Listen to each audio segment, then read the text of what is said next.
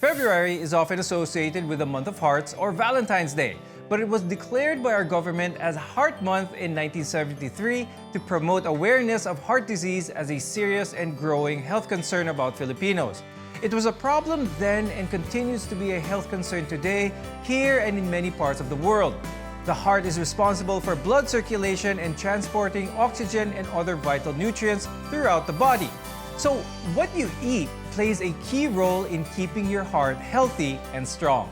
I'm Dr. Freddy Gomez. Welcome to MedTalk Health Talk right here on CNN Philippines.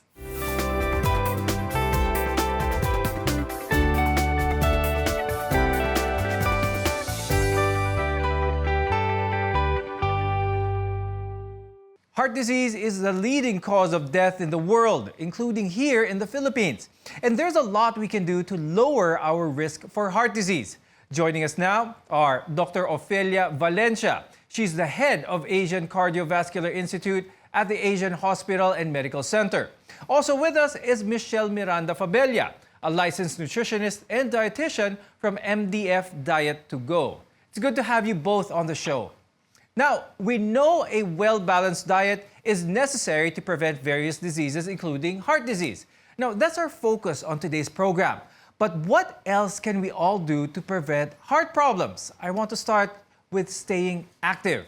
Dr. Valencia, how does regular exercise affect the health of the heart? We do exercise because it builds oxygen and nutrition to the heart, and at the same time, it improves pumping of the heart, thereby reducing obesity, hypertension, dyslipidemia, and all these risk factors that may bring about a heart attack or other cardiovascular events. Now, a friendly reminder, if you have heart problems or had suffered heart failure, please go see your doctor before starting any routine. And there are also certain exercises that might not work well for you. Dr. Valencia, let's talk about that. Yes, agree with that, Doc. What we need to do is we need to consult our doctor. And if the doctor asks us to do evaluation and diagnostic procedures, we might as well abide by that because there might be limitations. And these limitations, you need to talk with your attending doctor or cardiologist. Now let's focus on your diet. We're not talking about going on a diet, but rather what you eat and how much you eat. Because portion control is the magic phrase here. Now, Michelle, explain nga natin yan, pati na rin yung mga techniques to keep portion control in check. Portion control is very important in the behavior modification of managing your diet. It helps you to control what you eat, and it prevents overindulging and mindlessly eating. That's right. So remember, it takes time for your brain to realize that you're already full. So minsan, magana tayo kumain or mabilis tayo kumain masyado or gutom na gutom tayo and we end up eating more than we need. Kasi di ba, Doc, pacing talaga dapat yan? Dr. Valencia, what are your thoughts on this? Portion control means I think that we need to avoid high caloric food and we only eat what our body needs so that we avoid overindulging or overeating. That's right, ano? Now, Michelle, when it comes to portion control, one good suggestion out there is to use a smaller plate. Effective ba ito or gaano ka-effective ka ito sa maintaining the right amount of calories? Yes, actually, using smaller plates is very effective in managing your diet. For example, I have this plate. So it's divided into 4 sections. So as you can see, we have protein, grains, vegetables, and fruits. So imagine you have a imaginary line on your plate. Para mas ma-manage mo ng mabuti yung proportion mo ng pagkain and wala kang malilimutan na important food ingredients and food sources sa plato mo. And using smaller plates can help you eat into smaller sizes as well. And usually when we eat outside, then we can ask for a smaller plate or a salad plate so that we can consume less food than usual bigger serving portions. At dahil portion control nga ang kailangan, with a smaller plate, you don't end up putting too much on your plate. But what you put on your plate is the most important. Michelle, pagdating sa mga food choices natin, let's talk about what are the most important food items that one should eat on a regular basis. Yes, on a regular basis, we should not forget eating our main meals, carbohydrates, protein, and fat. Those are main sources. So whole grains, as much as possible, dapat kumain tayo ng mga whole grains, less processed food, And our vegetables, we don't forget our high fiber content. It comes from the vegetables and fruits that we're eating.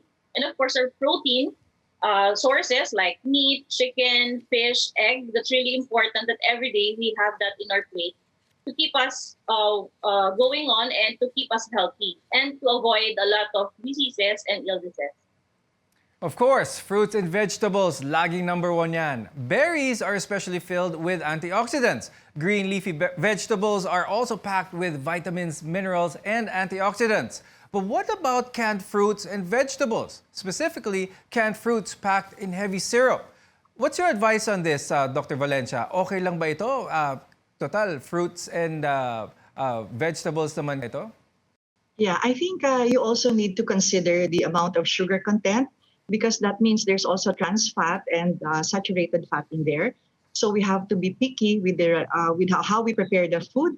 And I suggest that we go for whole grains and maybe cut down on the sugary stuff like syrup and all these things that would sort of make our food taste better, but might also be loaded with high cholesterol. Yes, I agree with that because fresh is always best. Not all vegetables are prepared equal either. So take it easy on vegetable dishes that are cooked in heavy cream or coconut milk, as well as fried and breaded vegetables. Now, while we are careful about fatty foods, we want to point out that some fats promote good health. We'll explain that after a short break. Health is wealth, and your food choices will really matter. You're watching Med Talk Health Talk, where we promote the culture of wellness.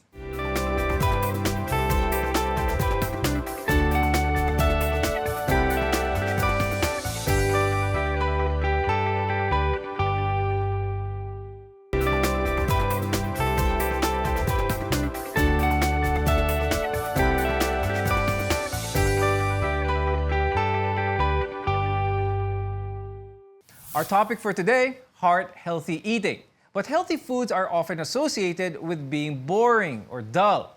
And today we'll prove the naysayers wrong. I'm Dr. Freddy Gomez. You're watching Med Talk Health Talk on CNN Philippines. Not all fats are bad, but others can really be harmful to the body. And we want to know more about which one is which. We start with the two types of fat that we're told to stay away from, saturated fat and trans fat. Dr. Valencia, what are these types of fat and where are they found? Well, the good fat usually are the unsaturated fat, and the bad fat are those that are loaded with saturated fat and trans fat. The difference is that the saturated fat we get to taste when we eat processed food, sugary sweets, drinks, and at the same time, all those fat that we eat when we eat fried food. The good ones would be ones that are loaded with omega-3 and the ones that have polyunsaturated fats. And these are usually with whole grains and with our leafy vegetables. Kaya wag na hintayin magkasakit. Eat these types of food in moderation. Take it easy on the lechon, the liempo, crispy pata. Masarap lahat yan, but a diet high in fat and cholesterol may raise the risk of heart disease and cardiovascular illness. Dr. Valencia, let's explain what happens to the heart when a person regularly consumes a high-fat and high-cholesterol diet. When we eat a lot of this bad cholesterol, we tend to load our heart with also a lot of risk factors, including intake of this fatty food would cause morbid obesity, metabolic syndrome, diabetes, hypertension, and this can also subsequently cause cardiovascular events because we also tend to load our heart with a lot of this bad stuff. And like we said earlier, from animal products such as meat, poultry, and dairy products, they all contain dietary cholesterol. They're also high in saturated fat and trans fat. But as we said, not all fat are bad. There's such a thing as good fat. And dietary fat, for example, provides energy for your body. But some dietary fat can also cause cardiovascular diseases. How do we know which is which? Michelle, let's explain that, please. Okay, we have good fat and bad fat. So we have two kinds of fat, but basically 30% of our caloric intake comes from fat. So we have to be very careful in choosing which kinds of fat are we taking in our diet. So we have the saturated, which mainly comes from animal fat, yung mga balat ng manok, taba ng baboy. So it's solid in room temperature. So yun yung difference. And then we have the unsaturated fat, which is composed of polyunsaturated and monounsaturated. Ang mga sources nito, yung mga salmon, yung mga fatty fish, oyster, trout, mackerel, sardines, and other vegetable oils that are beneficial to our health, which reduces inflammation and also help to lower our cholesterol level. Now, how about some of the oils that we use for our day-to-day cooking? We want to show you a list of common cooking oils that have better for you fats and less saturated fats. These are in alphabetical order: canola, corn, olive, peanut, safflower, soybean and sunflower oil. And meanwhile, blends of combinations of these oils are known as vegetable oils. Now, Michelle, why are these better? Yes, this helps with these are types of polyunsaturated fats in our diet. It helps us reduce inflammation, lowers the risk of heart disease, and it's really good for cooking. For example, olive oil.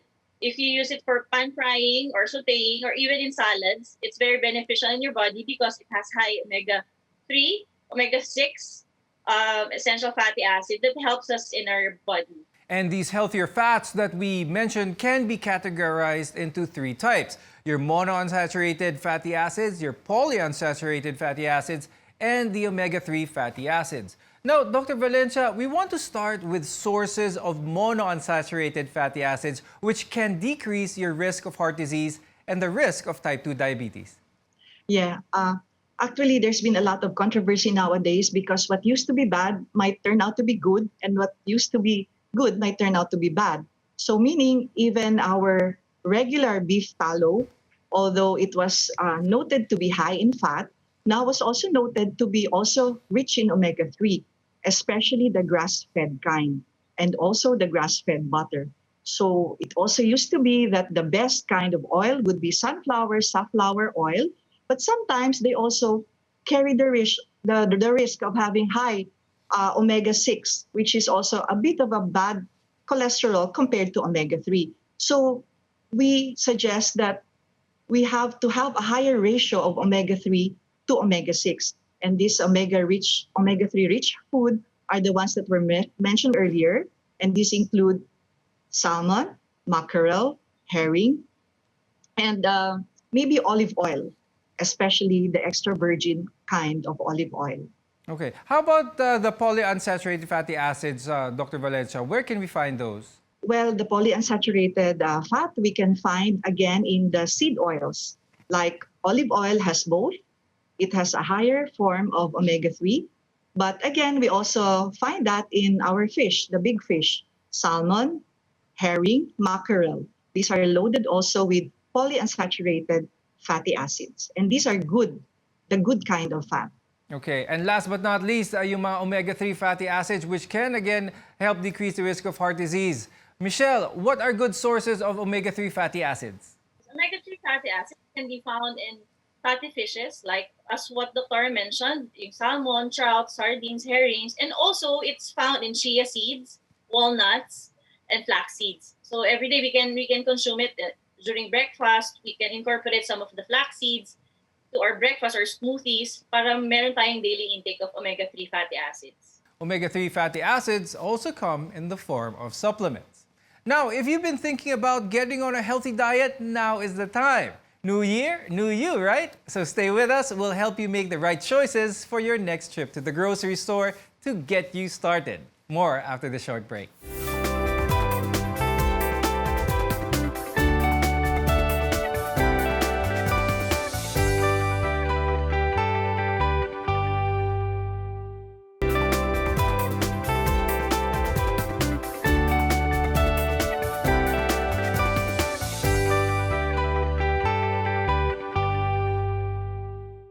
Good health is true wealth. This is MedTalk Health Talk on CNN Philippines. I'm Dr. Freddy Gomez. So, how do you begin eating healthier? Yun ang tanong ng marami. Dr. Valencia, what are some of your tips? I think we should abide by the Mediterranean diet. So there should be a lot of green leafy vegetables. And then we should also include whole grains. So because these whole grains carry with them a lot of fiber, protein, vitamins, trace minerals, and antioxidants. Now, seasoning your food well is the secret to making the healthiest dishes sumptuous as well as tasty, because healthy doesn't need to be dull. Michelle, what should be in your pantry or cupboard? Can you share some tips? Yes, one of the methods that we're using is when you go to the grocery store, you read labels.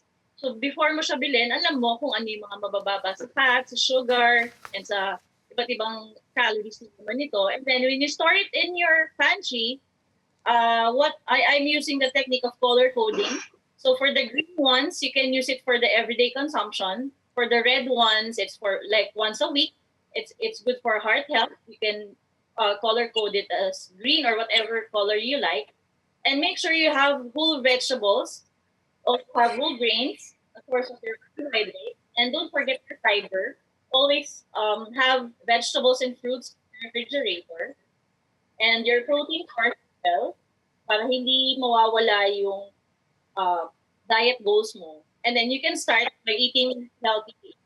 Now, all types of grains are good sources of complex carbohydrates, which are good for your heart, and they're packed with some key vitamins and minerals. However, the healthiest kinds of grains are what they call whole grains. Now, let's discuss this time, ano ba itong whole grains and what makes them healthy for the heart? Dr. Valencia? Well, they're really healthy because, again, as mentioned, they're loaded with proteins.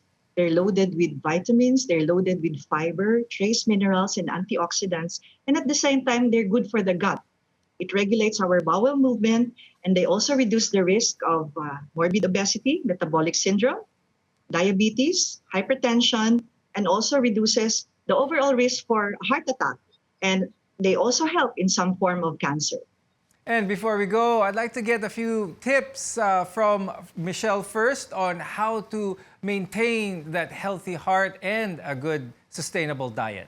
Yes, always remember to eat mindfully and use portion control para mas mag-guide kayo into your diet journey, and exercise regularly, at least 30 minutes a day. And there's no good or bad food naman, but everything you should eat in moderation. And last but not least, Dr. Valencia, do you have any advice for our viewers on how to keep their hearts healthy? Well, of course, we need to have portion control, eat whole grains, drink more water rather than these sugary drinks, exercise, and do not delay your hospital visits. Consult your doctors so we can assist you better. Happy Heart Month! And with that, we'd like to thank our guest for today, cardiologist Dr. Ofelia Valencia. We're so glad you could join us today. Also, nutritionist and dietitian Michelle Miranda Fabella. It was a pleasure speaking with you. Here on MedTalk Health Talk, caring is our calling. Love your heart. Eat well to live well. I'm Dr. Freddy Gomez.